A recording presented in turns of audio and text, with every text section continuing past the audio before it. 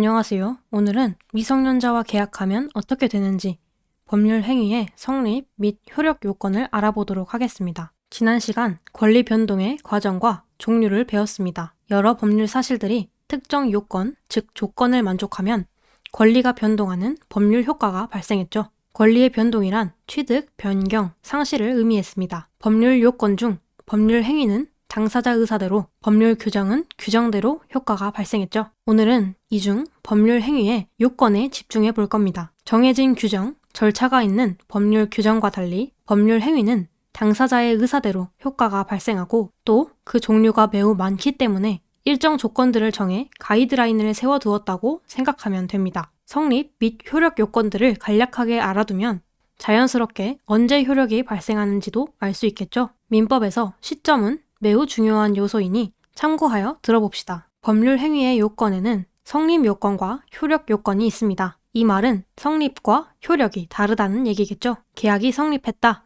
계약의 효력이 발생했다. 이렇게 구분하면 어떤가요? 조금 더 쉽게 다가오지 않나요? 성립 요건은 법률 행위가 성립하기 위해 필요한 요건이고 효력 요건은 법률 행위가 효력을 발생시키기 위한 요건입니다. 성립이 되면 효력이 발생할 수 있지만 성립이 되지 않으면 효력은 절대 발생할 수 없는 것이죠. 어떤 법률 행위가 있을 때 그 법률 행위가 성립해야 효력이 발생합니다. 단계로 따지자면 성립 요건이 1단계, 효력 요건이 2단계인 셈입니다. 때문에 성립이 되지 않으면 효력을 논할 수가 없습니다. 성립이 된다면 그제서야 효력 요건에 따라 효력이 있냐 없냐를 논할 수 있는 것이죠. 효력 요건을 논하기 위해 성립 요건이 필수적인 것은 맞지만 성립 요건보다는 효력 요건이 더 중요합니다. 자, 그럼 법률 행위가 성립하려면 어떤 조건이 필요할까요? 법률 행위란 의사표시가 필요하지 않은 법률 규정과는 달리 당사자의 의사대로 효력이 발생했죠. 때문에 일단 법률 행위를 하는 당사자, 그리고 뭘 할 건지, 어떤 효력을 발생시킬 건지에 대한 법률 행위의 목적, 내용이 있어야겠죠. 또한 실제 이 법률 행위를 바란다는 의사표시가 있어야 합니다. 당연한 내용을 콕콕 집어서 키워드가 되는 포인트만 적어둔 거예요. 효력 요건은 성립 요건인 이 세 항목이 제대로 된 항목이냐를 검토하는 거라 생각하면 쉽습니다. 법률적 하자가 없이 제대로 되어 있으면 효력이 발생하고 그게 아니라면 어떤 법률 행위를 해도 효력이 없거나 있었더라도 취소당할 수 있겠죠. 뭔가 많아 보이는데 하나하나 차근히 살펴봅시다. 먼저 당사자를 검토해 볼까요? 법률 행위를 하는 당사자는 권리 능력, 의사 능력, 행위 능력이 있는 사람이어야 법률 행위를 하기에 적합한 사람이구나 하고 판단합니다. 먼저 권리 능력은 인권이 있는 모두를 의미합니다. 즉 민법은 법률 행위는 사람이 해라 이렇게 말하고 있는 것이죠. 참고로 민법에서는 그냥 사람뿐 아니라 법인도 사람으로 인정해줍니다. 즉 법인도 권리의 주체가 될 수 있다는 말이죠. 의사 능력은 뭘까요? 의사, 스스로 생각하고 판단할 수 있는 사람을 말합니다. 예를 들면 술에 만취한 사람이라든지 아직 말도 잘 못하는 아이는 법률 행위를 할 수 있는 당사자라고 판단하지 않습니다. 때문에 이런 의사 무능력자, 의사 능력이 없다는 얘기죠. 이런 의사 무능력자는 민법에서 보호 대상입니다. 의사 무능력자와 누군가가 법률 행위를 했다. 누구 잘못이겠어요? 당연히 상대 잘못이겠죠. 만취한 사람이 갑자기 계약서를 들고 찾아와서 명확하게 얘기를 했다. 그럴 리가 없죠. 때문에 이런 의사 무능력자와 법률 행위를 하면 성립했더라도 바로 무효가 됩니다. 즉 효력이 발생하지 않는다는 얘기죠. 그럼 행위 능력은 뭘까요? 이때 행위는 법률 행위입니다. 즉 스스로 법률 행위를 할 수 있는 사람을 우리는 행위 능력이 있는 사람이라고 얘기해요. 행위 능력이 없는 사람을 행위 능력이 제한되었다, 제한 능력자라고 말합니다. 대표적으로 미성년자가 있어요. 외에도 피성년 후견인, 피한정 후견인 등이 있지만 생략하고 미성년자를 한번 생각해 봅시다. 미성년자는 민법상 보호의 대상이기 때문에 의사 무능력자와 비슷하게 보호할 장치를 마련해 두었습니다. 행위 능력이 없는 제한 능력자와 누군가 법률 행위를 했다면 제한 능력자는 자신의 제한 능력을 이유로 그 법률 행위를 취소할 수 있습니다. 예시를 들어봅시다.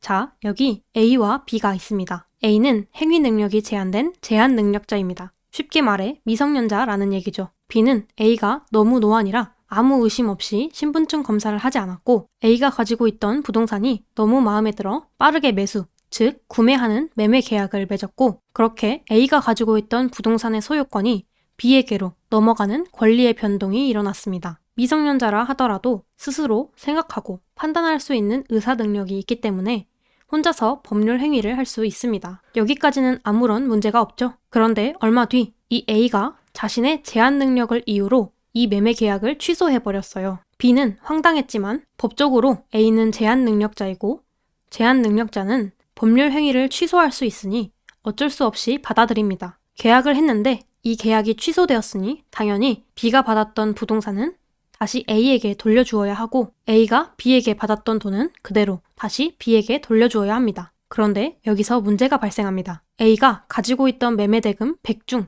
20만큼은 유흥비로 쓰고 20만큼은 생활비로 쓰고 지금은 60만큼만 가지고 있다는 겁니다. 이때 판례에서는 제한 능력자가 제한 능력을 이유로 취소하는 경우 유흥비로 쓴 금액을 제외한 현존 이익에 대해서만 반환하도록 요구합니다. 참고로 생활비는 생활에 남아있는, 즉 현존하는 이익으로 봐서 반환해야 합니다. 즉 결론적으로 B는 제한 능력자와 거래한 대가로 매매대금 100 중 80만 돌려받으면서 A에게 부동산 소유권을 넘겨주어야 한다는 얘기입니다. 미성년자와는 절대 법률 행위를 하면 안 되겠죠? 자, 성립 요건의 1번, 당사자가 제대로 된 당사자인지를 판단하는 3가지 요소, 권리 능력, 의사 능력, 행위 능력에 대해 알아보았습니다. 잠깐, 눈치 빠르신 분들은 순간 어라? 싶을 수 있습니다. 의사 무능력자와 법률 행위를 하면 무효, 제한 능력자와 법률 행위를 하면 취소, 이렇게 다른 용어를 적어두었다는 것은 무효와 취소가 같지 않다는 뜻이겠죠? 무효와 취소에 대해서는 어떻게 다른지 바로 다음 강의에서 자세히 다뤄보겠지만 무효는 상태이고 취소는 행동이다. 이렇게 구분하면 쉽습니다. 무효는 효력이 없다는 뜻이니 그걸로 끝입니다. 하지만 취소는 취소하기 전까지는 유효입니다. 취소할 수 있는 사람이 취소를 하면 무효가 되는 것이고 취소하지 않으면 계속 유효가 되는 겁니다. 즉, 만취한 사람과 법률 행위를 하면 만취자가 계약서에 사인을 했더라도 그 즉시 무효이지만 미성년자와 법률 행위를 했다면 미성년자가 취소하기 전까지는 유효하겠죠. 더 디테일한 차이는 다음 강의에서 배워보도록 하겠습니다. 다음은 목적을 보겠습니다. 목적도 당사자처럼 제대로 된 목적이어야 효력이 발생할 수 있습니다. 민법에서는 제대로 된 목적이냐의 판단을 4가지 항목으로 규정하고 있습니다. 먼저, 목적은 확정할 수 있어야 합니다. 쉽게 말해 분명해야 합니다. 예를 들어봅시다. A가 호박을 사기 위해 마트에 갔다고 가정합시다. 그런데 마트에서는 랜덤으로 호박을 줄 수도 있고 가지를 줄 수도 있어요. 이렇게 말을 합니다.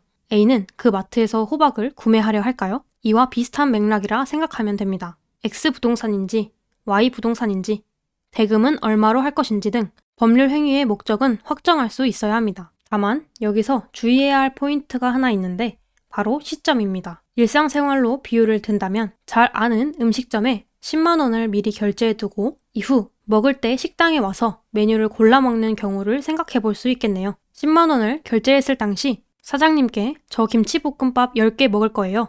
이렇게 말하지 않아도 이후 진짜 배고파서 밥을 먹으러 왔을 때 김치볶음밥이나 치즈김밥이나 메뉴판에 있는 음식은 뭐든 주문할 수 있는 것과 비슷한 의미입니다. 법률 행위가 성립했을 시점이 아니라 효력이 발생되기 전까지만 확정되면 괜찮다는 얘기예요. 즉, 일단 계약을 하고 나중에 대금을 추가로 논의할 수도 있습니다. 민법은 용어들이 헷갈리게 나온다고 했죠. 법률 행위가 성립한 시점과 효력이 발생한 시점을 이렇게 다양한 단어들로 사용하기도 합니다. 지금 당장 눈에 익지 않아도 괜찮습니다. 이후 중요한 용어들은 다시 나올 예정이에요. 정리하면 무슨 법률 행위를 할 것인지는, 즉 법률 행위의 목적은 효력이 발생하기 전까지만 확정할 수 있으면 괜찮다는 얘기입니다. 자, 다음은 목적의 가능성입니다. 법률 행위 목적은 실현 가능해야 합니다. 가능성에서도 이 시점이 굉장히 중요합니다. 어느 시점을 기준으로 가능성을 따질 것인지를 잘 알아두어야 해요. 목적의 확정성에는 효력이 발생하는 시점이 기준이었죠.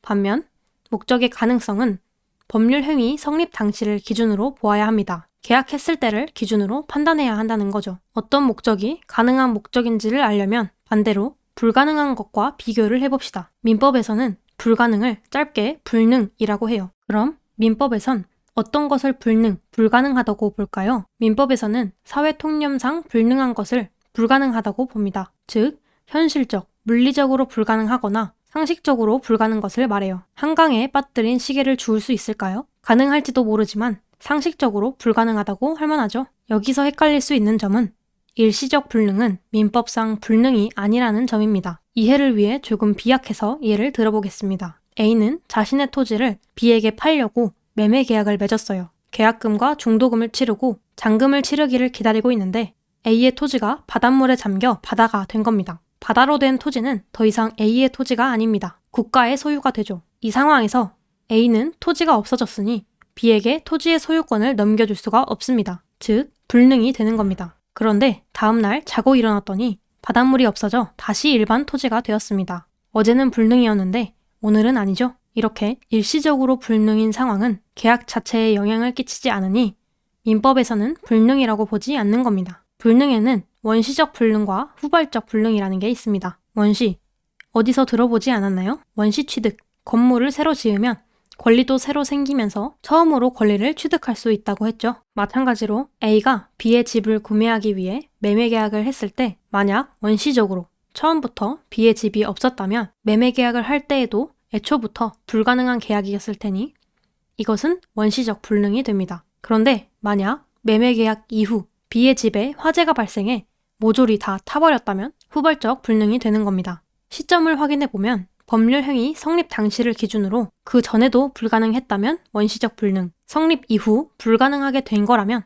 후발적 불능이라고 할 수 있겠죠. 불능을 양적 측면에서 본 전부 불능과 일부 불능도 있습니다. X부동산 전부가 화재로 불탔을 때는 전부 불능, 일부분만 불탔을 때는 일부 불능입니다. 전부와 일부라는 개념도 민법에서 종종 쓰이는 표현입니다. 자, 다시 돌아와서 법률 행위의 효력 요건의 목적 부분을 하고 있었습니다. 목적은 4가지 기준이 있는데 이행기까지 확정할 수 있어야 하고 성립 당시를 기준으로 가능해야 하죠. 나머지 2 기준을 이어봐 보도록 합시다. 법률 행위 목적은 적법해야 합니다.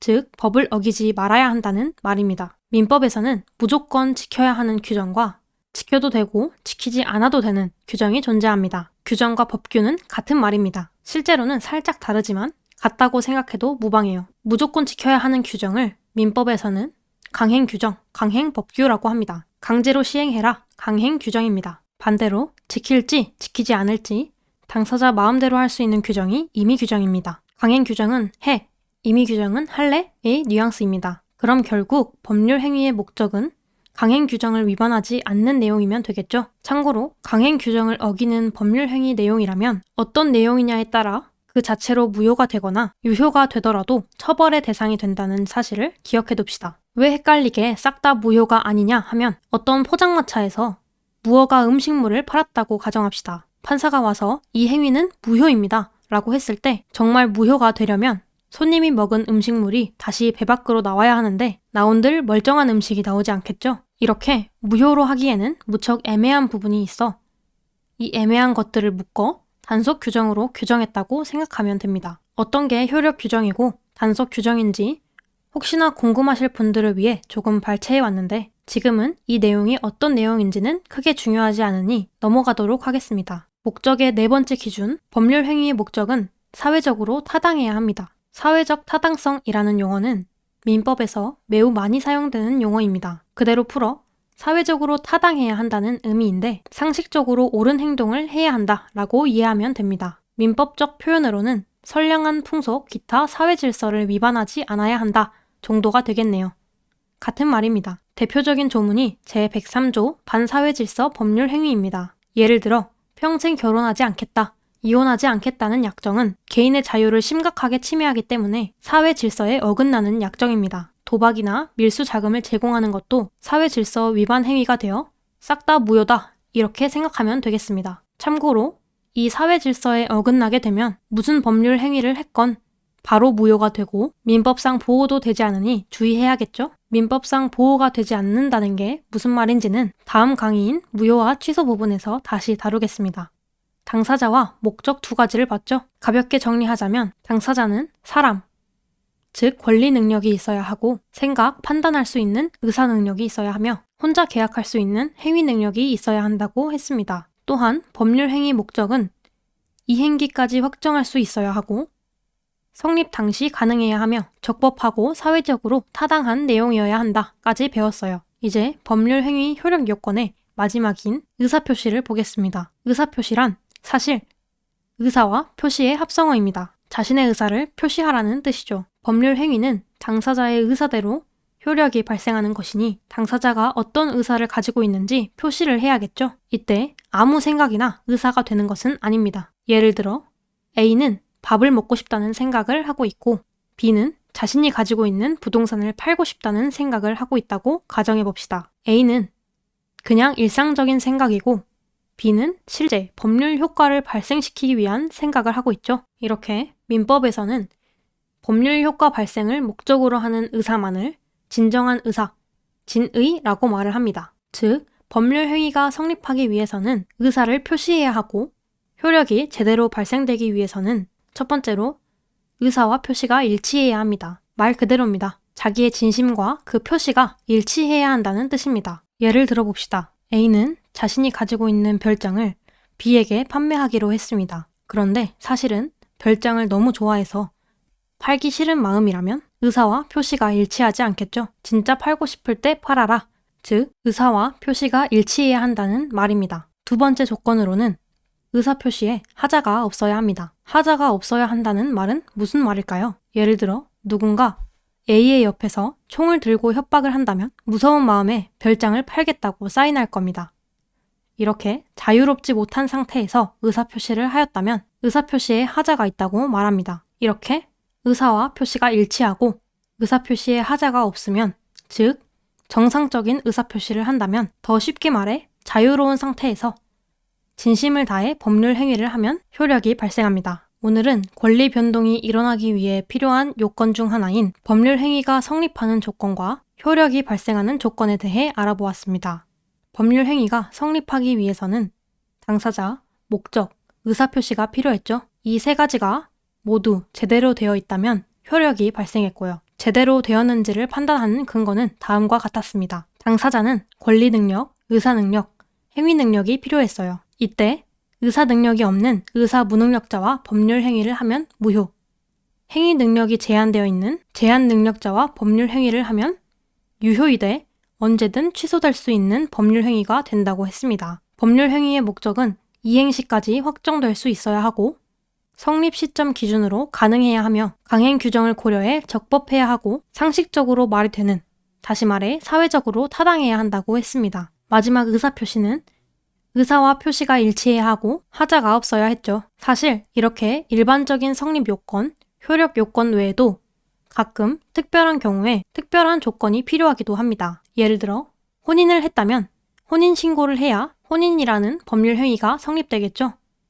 혹은 유언을 했다면 사망했을 때 효력이 발생할 겁니다. 이렇게 특수한 행위의 경우에만 적용되는 조건이 특별 성립 요건, 특별 효력 요건입니다. 특별 조건에 대해서는 이런 게 있구나 하는 정도만 알아둡시다. 오늘 내용이 조금 길었는데 성립 요건과 효력 요건의 차이를 알아두면 이후 법조문을 해석할 때도 많은 도움이 되니 재밌게 들어주셨다면 좋을 것 같습니다. 다음 시간에는 무효 및 취소와 더불어 민법에서 말하는 다양한 중단과 관련된 표현들을 알아보겠습니다. 고생 많으셨습니다. 감사합니다.